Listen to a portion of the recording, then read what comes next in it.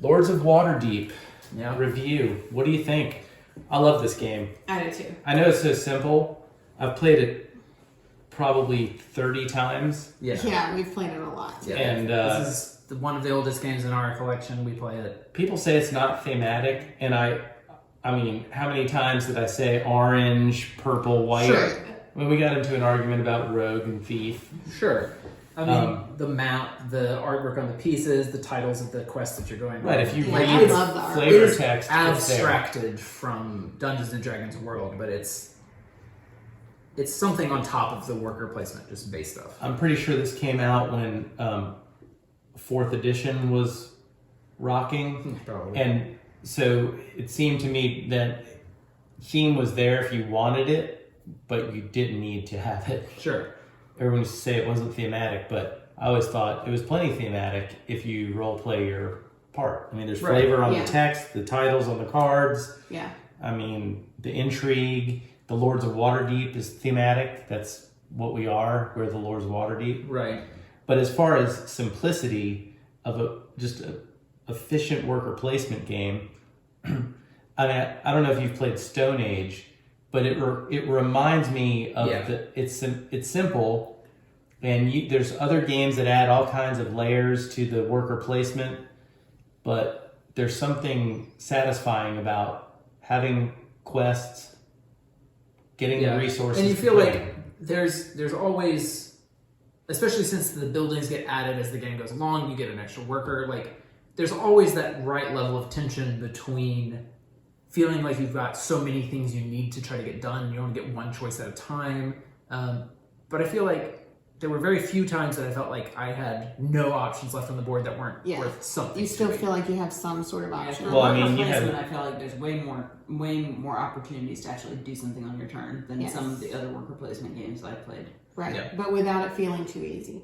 Well, instead of blocking someone like a normal game, I say normal, a lot of worker placement games have that tension of there's not enough spaces on the board. Right. That's kind of what it does. Here, the spaces are available, but But the you're other giving- player gets something. Exactly, you're getting a benefit to one of your opponents, But- or you're not getting a benefit by taking a place that you owned Right. and hoping somebody else might take. And I love any game where people are racking up points you don't know about, like having your secret, what type of lord you are and what's going to get you points in the end. I love not knowing. That's true. There's where that that's balance going. of the points on the board where you know where your standing is, but there's always that hidden jump that can take the you ones over that the come top. at the end. Right, you might be getting crushed, Yeah, but Yeah. you have no idea. Right. I mean, you have some idea. Right. I mean, if you're really paying attention, you can notice that someone else is taking a specific type of quest. Sure. But can you But, really like, the do anything building to stop thing- them? Yeah, mine was buildings, and I only built one more building than a couple of you. So mine wasn't very obvious. So Yeah. you just never Yeah. know. I had no idea. I was not expecting that. Right. It didn't seem like that's what you were doing. Well, and I feel like the points are pretty well distributed for how, like, the 4, and you get 2 different categories that you're trying to work on. The buildings, it was worth 6 points per building, so that's a harder thing to get done. It is but it's harder. worth more points Right. per completion. And I also I think the cards themselves, the quest cards, are balanced in the points and the rewards they give you based Yeah. on the thing you need. The math seems to feel balanced. Yeah, if you're going to get some big, like this one, for example, where I got 6 fighters back, that's great. So I can, chain that on to some other quests, but I only got 6 points out of that. Versus this other one that was worth 20 points.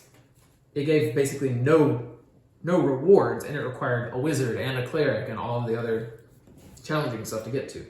And as far as play time goes, there's very little downtime. Yeah, I it's mean, pretty it's, your turns pop, and then the game takes less than 90 minutes. Yeah, you can definitely get into that sort of analysis paralysis where you have to figure out like, oh, well, like right there at the end, I had a quest that I needed to complete, I needed a place to be open, and I had to just take a shot at hoping that I could get the right things to fall.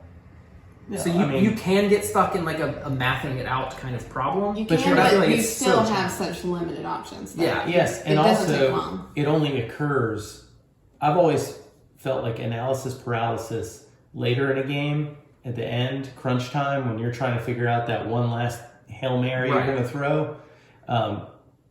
That's acceptable to me. Yeah. Where it becomes burdensome is you're in a spot early in the game where you're trying to optimize a play, Mm-hmm. you really don't have any idea what you need to do by the end. Right. Yeah, So, I agree. It can be a tense moment at the end. It can lead to having to really think through some options right at the end to make sure that you're making the right call. yeah, but the it's not game a problem. overall, that's such a small percentage Yeah. of time that it seemed like analysis paralysis was, an issue. A minor situation. I mean, the intrigue cards have some sort of take that to it, but for the most part, they're benign. I carried the whole time an intrigue card that would have given somebody a mandatory quest. Yeah. But looking around at people's resources, all it was going to do was postpone something later. Like maybe in the last round, had I played this, I could have stopped you from winning the game. Sure. Yeah. But it would have come at the cost of me Using one of completing- your workers Right. to take the intrigue Yes. action instead of... Right. It would have cost me 6 points, and it probably would have been a good move, actually, when I think about it, because your last quest was what, 20? 24 because I used this building. Yeah, to and had I complete given you this, you'd have only been able to complete one quest, it. Right. and that would have been it for 2 points. Yeah. That would That have would've been sucked. So, yeah, I think, on a scale of 1 to great, I think this game is very good. I totally agree. Again, it's one of the longest ones that we've owned. We do break it out fairly regularly. It's been a while since we played it last, but every time we get it out, we enjoy playing it. And I think this is kind of a modern classic. Oh, Yes. yeah. I think this is the standard other worker placements have to beat. Like if you have a worker placement that you want to break out regularly, it has to be better than this one, or this should be the one that you're playing. Right. Unless it's Christmas time, and then Well, you gotta then play yes. Santa's Workshop. We got one other option. So yeah, anybody else want to give it a rating? Like I said, I put it on a very good from 1 to great. Yeah, I put it on great. I'm somewhere in that very good to great. What do you think? I didn't make any beer or wine, so I say good. Good is good enough. Well, there you go. Lords of Waterdeep. Like and subscribe.